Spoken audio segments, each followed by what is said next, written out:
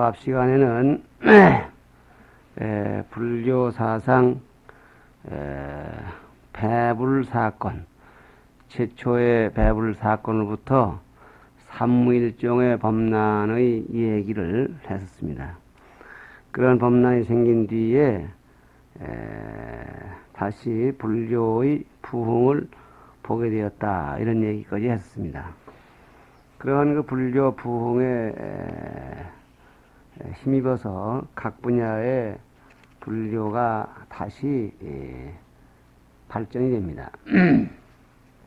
거기에는 스님네의 끊임없는 그런 그 포교의 노력도 있었거니와 뭐니 뭐니 해도 제왕들의 그 불법을 보호하려는, 불법을 용성시키려는 그런 노력이 많이 작용을 했다 하는 것을 말씀드릴 수가 있겠습니다. 그런 가운데에서 두드러지게 나타난 사항을 여기에서는 대체로 두 가지를 들고 있습니다. 본문 읽겠습니다. 대동 운강의 대석굴과 낙양 용문의, 용문이랄 때 문자는 문문자입니다. 용문의 대석굴 등은 이때에 조성되었다 그랬습니다. 요게 한 가지고, 또 한 가지는 남방에서는 열반경, 성실론 등의 연구가 성행되어 중국 불교의 특색인 교상 판성론이 창도되었다. 이게 두 번째가 되겠습니다. 한 가지는 불교 발전에 나타난 그런 현상으로서 운강 석굴, 그리고 용문 석굴 등 석굴 사암을 얘기를 하고 있고, 또 한 가지로는 교리 연구의 한 방면으로서 교상 판성론이 시작된 것을 얘기하고 있습니다. 그 중에 대동의 운강 석굴에는 무엇이냐? 이것은 북위의 문성제 때에 담요, 나릴 밑에 구름은 한자입니다. 흐릴 땀자. 그리고 빛나려, 일요이라는 요자죠. 담요라는 스님이 북위의 문성제에게 주청해서 이러한 큰 불사를 일으킨 것입니다. 이 앞 시간에도 북위의 태무제가 피해보는 것이 참 불교 사타의 제1차가 된다고 했는데, 그러한 그 잔악한 탄압, 배불 뒤에 일어난 그 등극한 문성제는 이 담요의 주청에 의해서 이런 큰 불사를 합니다. 담요는 물론 불교를 부흥해야 되겠다, 불교를 오래 발전시켜야 되겠다, 영구히 보존해야 되겠다, 이런 생각에서 이른바 말세 신앙을 도입합니다. 말세가 왔다. 그러므로 이 말세에 대비해서 석굴에다가 이렇게 오래 가도록 불사를 해 놓으면은 내세 미륵님 하강시에 구제를 받는다, 이런 말씀으로 주청을 했고, 또 무제는 자기의 선왕인 선제께서 잘못한 과오를 자기가 참회하고, 그리고 이 죄를 지은 문제를 태무제를 좋은 곳으로 가게 하는 그러한 뜻에서 이러한 그 불사를 받아들여서 일으키게 된 것입니다. 물론 이 불사는 문성제 당대에 끝나는 것이 아니라 그 다음의 임금인 효문제까지 이르면서 불사를 일으키게 되는데, 이 대동 운강 석굴이란 말은 북위의 수도가 큰 대자, 가슬동자 대동입니다. 그 대동에서 서쪽으로 약 30리 가면은 운강이라는 지역이 되는데, 그 운강이라는 지역에 무주산, 호반무자, 두루주자, 무주산이라는 산이 있다고 합니다. 그 산 중턱을 파고 들어가서 굴을 만드는데 그 굴의 둘레가 30리, 우리나라 이수로 말하면 300리가 되겠습니다. 이러한 방대한 규모가 된다고 합니다.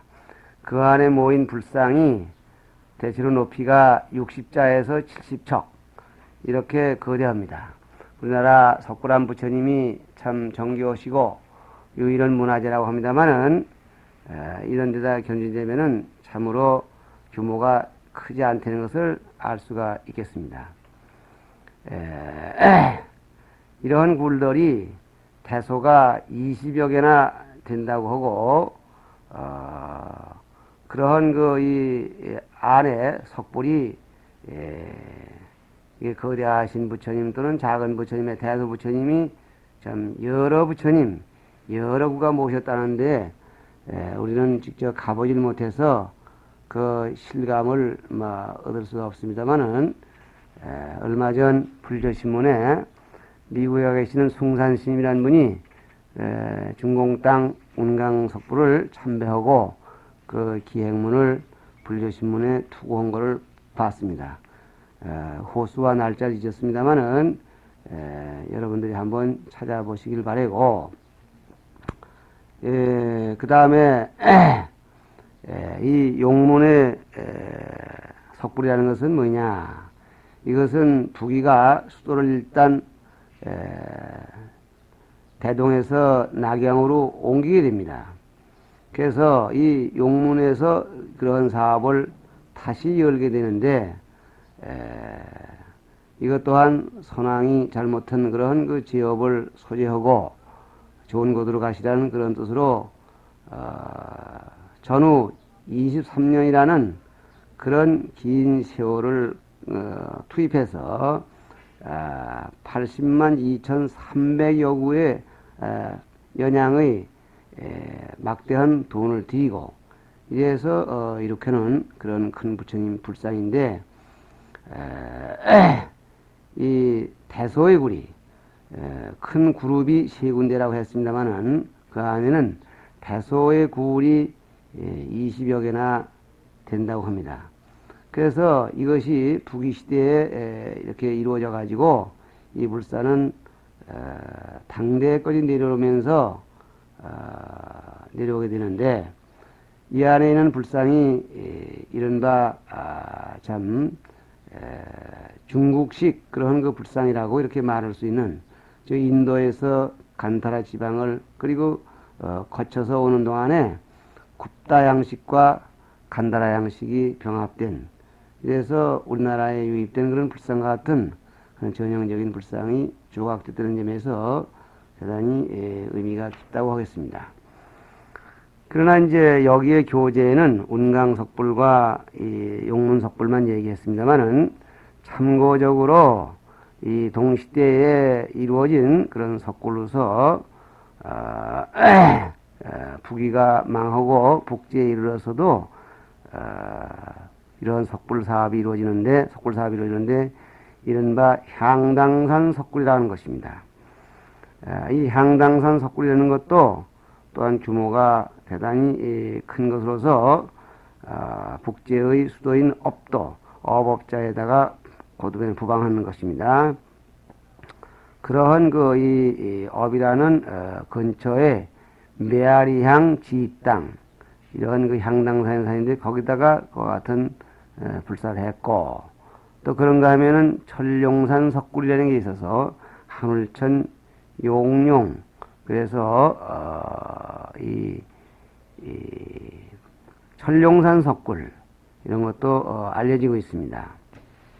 그 밖에도 공현의 석굴이라 해서 두려울 공자 밑에다가 가죽척헌자 거기에도 석굴이 이렇게 있는데 우린 다 가보지 못하고 말만 가지고 참고로 한번 말씀해 놓는 것이고 그 시대에 북제 때에 일어난 새로운 상태로서 석경을 얘기하지 않을 수가 없습니다. 이 석경은 이른바 이 암석벽이라든가 또는 절 법당 벽에다가 돌을 붙이고 거기다가 불령을 새겨놓는 일입니다. 이것이 모두가 다 말법 신앙에 근거해서 불경을 오래오래 후대까지 전하자는 그런 생각에서 이루어진 불사인데, 우리나라에도 화엄사에 가면은 신라 때에 김생이 썼었다고 하는 그러한 화엄경 경편이 있는 것을 보게 되고, 그러한 맥락이 우리 봉선사에도 이 법당에다가 동에다가 이 불경을 새겨서 불경을 붙여놓은 게 있습니다. 우리는 이것을 벽경이라고 이렇게 부르고 있습니다. 이와 같은 그 조형 미술이 탑이라든가 사원이라든가 회화, 불상, 심지어는 이런 구월 또는 벽경 이런 것으로 이렇게 남아 있는가 하면은, 여기에 여담으로 한 가지 더 말씀드리자면은, 불교 의식으로서 관불회, 즉 4월 8일 날 부처님을 모욕시키는 그런 일이 남조시대에 송의 효무제 때에 이런 일이 이루어졌다고 했습니다.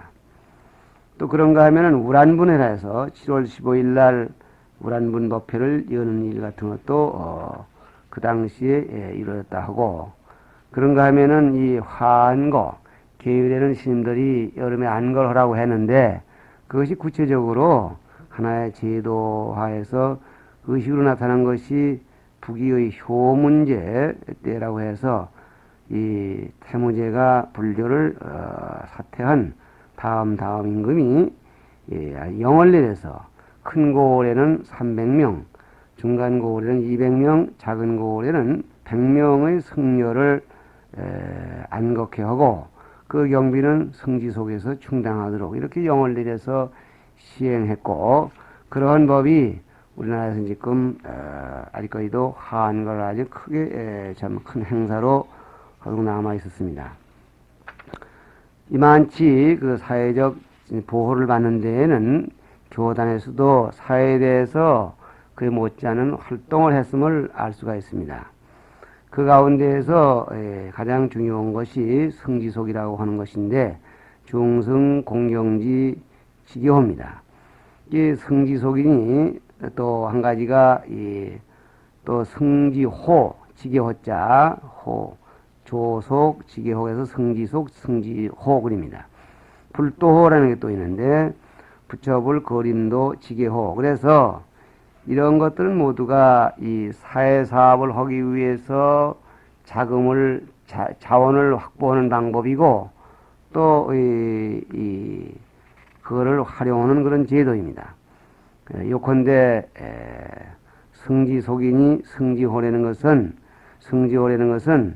일정한 땅을, 요즘 말로는 국유지 같은 것을 사천에서 확보를 받아가지고 그 땅을 경작을 합니다. 그 경작하는 데에는 막중한 죄를 짓고 사형수 또는 무기수의 그 언도를 받은 사람들을 도망가지 않은 절에서 책임을 지고, 그 사람들은 우두커니 갇혀 있는 몸으로서 일원이 좋고, 절에서는 그들의 노력을 이용하니 좋고, 그래서 그 땅에 수확을 올립니다. 노는 땅을 개간해서 수확을 올려가지고 그렇게 해서 얻어진 곡식을 쌓아놓은 그 재원을 성지속을 했고, 그 성지속은 반드시 사해에 불우한, 그리고 어디 난리가 흉년이 들었다든가 그 밖에 병이 들었다든가 이러한 그 아기를 낳고 미역국을 못 먹는다든가 이런 사람들이 있으면은 무조건 논아주는 하나의 사업 제도였었고, 그런가 하면은 불도호라는 건 뭐냐, 이런 것도 역시 죄진 사람들 또는 이제 이 관노, 다시 말하면은 공무원 생활하다가 돈을 많이 축낸 사람들 종을 만드는데, 그런 사람들을 모아다 놓고 일을 시키는 그런 그 집단, 이런 것을 전부가 묶어서 불도호를 했습니다. 이런 것들이 그 당시에 두드러진 사회 활동의 한 장면이겠고, 또 그런가 하면은 무진장이라는 것이 있어서, 요새도 금융제도에서 무신무진 그래서 일종의 무슨 보험제도 같이 해서 서로 상부상조하는 일을 하는데, 그때 벌써 사원에서 이런 제도를 일으켰었습니다. 그래서 이 제도는 결국 뭐냐? 결국은 평상시에 서로가 조금씩 이렇게 돈을 내서 모아가지고, 재산을 내서 모아서, 그래서 병든 사람 또는 가난한 사람 또는 위급한 데 처해 있는 사람들을 많이 도와주는데, 이것은 주로 남조에서 시행했던 그런 사업이었고, 이 일을 주로 들추어 나온 사람들이 참 법랑이라고, 법자 발그랑자 법랑이라는 이런 스님이 있었는가 하면은, 또 수홍에는 승전, 나도 이름은 여기서 다 뭐 기억을 할 수 없겠습니다만은 주로 남조 일대에서 이런 법을 했었다. 또 한 가지 여기서 요즘과 관계돼서 생각할 것은 어떠한 것이 있었느냐 하면은, 방생이 또 그때에 이렇게 하나의 의식으로서 오늘날 남아있는 의식이 되겠습니다. 방생, 즉 불교의 자비사상을 방생이라는 이런 형식을 통해서 의식화되어 가고 되었었는데, 여기에 남조에서는 두말할 것 없이 양의 무제를 얘기할 수가 있습니다. 무제는 참 황가보살이라고 이렇게 일컬을 정도로 신심이 장한 분인데, 종묘에 제사 지내는데 소를 잡지 아니하고 밀가루로 소머리를 빚어서 이렇게 놓고 제사를 지낼 정도였다. 그런가 하면은 부귀의 효 문제도 제사 지낼 때에 그 생육을, 즉 산고기를 잡아서 쓰는 일을 금지했다고 합니다. 뭐 이렇게 해서 남북이 동시에 방생 사상을 강조했고, 또 북조에서 이 북제의 문선제 같은 임금은 직접 보살기를 받고, 그렇게 하고 금주령을 내리고, 또 사냥꾼들에게 매를 일정한 양을 풀어주라고 하고, 고기 잡는 사람들에게 일정한 비율로 뭐 30%면 30% 이렇게 고기 그물을 쓰지 말라고, 다시 말하면 살생을 적게 하는 그런 제도를 썼는데, 오늘날 방생과 직접 관계가 있는 것으로는 양의 무제가 일정한 구역을 정해놓고, 그리고 못을 파놓고 일정한 구역에서는 사냥을 하지 못하게 하고, 못을 파놓고는 1년에 몇 번씩 거기 와서 죽어가는 짐승을 물고기를 놔주게 하고, 또 죽어가는 짐승을 그 동산에다 풀어주라고 하는 그런 제도를 썼었다고 하는 것입니다. 이런 것이 모두가 사회 사람들에게 공감을 받아가면서 이 사회에게 뭐인가 얻고, 그리고 사회에 주면서 불사를 엮어나갔다는 그러한 흔적으로 이어지면 좋겠습니다. 다음은 교재에서 열반경, 성실론 등의 연구가 성행되어 그랬는데, 요 위에서 말은 무형적인 문화가 번창했다, 예형적인 문화가, 불교 문화가 번창했다는 얘기에 이어서 예형적인 것뿐만 아니라 내면적으로 교학이 발전됐다, 이걸 얘기하려는 것입니다. 대체로 이 남북조 시대의 대표적인 불교 사상은 이미 동진시대 그리고 16국 시대에 이미 들어왔던 사상들이 여기 와서 하나의 꽃을 피우는 시대가 되겠습니다. 구마라습에 의해서 전해진 용수의 사상이 실상론이라는 그러한 이름으로 정착이 되는가 하면은, 보리류지에 의해서 전해진 세친의 육아사상, 이른바 법상론이 되겠습니다. 이런 것들이 또 정착을 해서 하나의 문화적 꽃을 피웁니다. 그런가 하면은 진제삼장에 의해서 전해진 섭대승론 사상, 대체로 이 거물급 역경사들에 의해서 전해진 당대의 주요한 사상은 지론종, 그런가 하면은 정토종, 또 그런가 하면은 비담종, 성실종, 삼론종, 열반종, 천태종, 율종이 되겠고, 또 우리가 흔히 아는 바로 양무제 때에 달마스님이 중국으로부터 건너와서 회가에게 선을 전했다고 했습니다. 이걸로 인해서 중국적인 이른바 강화선, 대승선이 발전이 됩니다.